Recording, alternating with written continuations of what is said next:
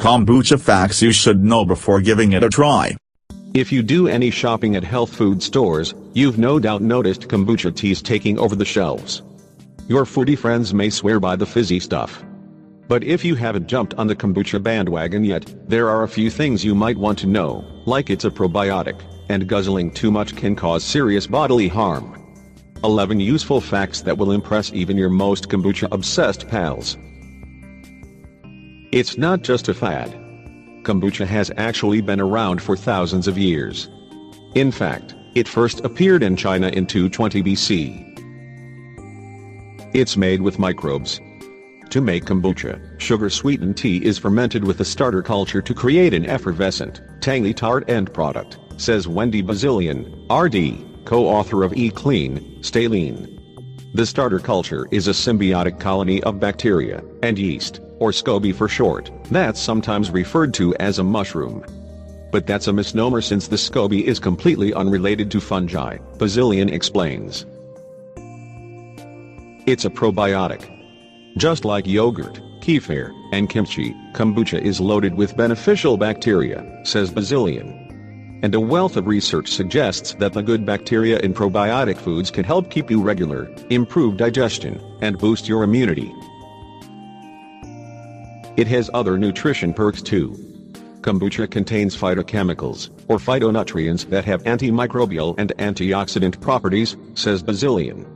Animal studies have shown that these antioxidants can promote healthy liver and kidney function, and reduce diabetic complications. Plus, kombucha is rich in B vitamins and folic acid, which is key for helping the body produce and maintain new cells, says Megan Roosevelt, RD, founder of Healthy Grocery Girl. It's the subject of many health claims. Kombucha is touted as detoxifying, energy boosting, and more. But it's not the miracle drink that some would have us believe, says Bazilian. No one food has all the answers, she points out.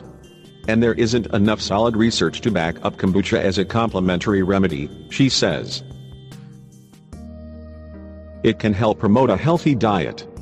There's no question the fizzy tea can be a good alternative to sugar and chemical-laden soda. And as Bazilian points out, drinking kombucha can also help encourage overall wellness. Kombucha feels like a fun treat, which can make other healthy habits feel fun too, says Bazilian. As long as you're also eating a nutritious whole foods diet on the side, then it's totally a positive thing. Just watch out for added ingredients. Some brands can be high in added sugar, warns Roosevelt. Aim for kombucha with 5 grams of sugar or less per serving.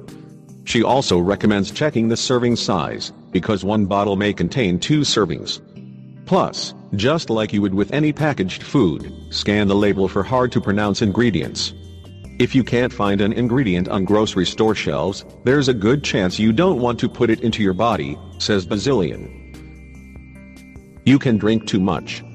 Kombucha contains lactic acid, and there is some thought that, in excess, drinking kombucha could cause lactic acidosis, a buildup of lactic acid in the bloodstream that can be life-threatening, Bazilian says. But as long as you're not guzzling bottle after bottle, the risk is pretty slim. Don't rely on it for a major caffeine boost. Like many types of tea, kombucha contains some caffeine, though the amount tends to be pretty low, anywhere from 2 to 25 milligrams, far less than coffee, and even less than most caffeinated teas, says Bazilian. That said, if you're trying to kick a caffeine habit, it might be best to skip this brew. It contains some alcohol. But there's little chance you will even get a buzz. Bottled brews in the grocery store contain less than 5% alcohol, explains Bazilian. That means you'd have to throw back 6 or more 12-ounce bottles to consume the same amount of alcohol in a single light beer. However, some brands of kombucha are marketed and sold as alcoholic beverages, Bazilian points out. And if you brew your own kombucha, the alcohol content tends to be a bit higher. Homebrew can be risky. If you're considering kombucha, proceed with caution, advises Bazilian. Be aware, it's a little different than baking a cake, she says. When you're fermenting a live organism like bacteria or yeast at home, then food safety is an issue. In fact, Some cases of heart attacks, lead poisoning, and allergic reactions may be linked to home-brewed tea. If you decide to go for it anyway, says Bazilian, at least make sure you're following safe cleaning and brewing methods from a source you trust.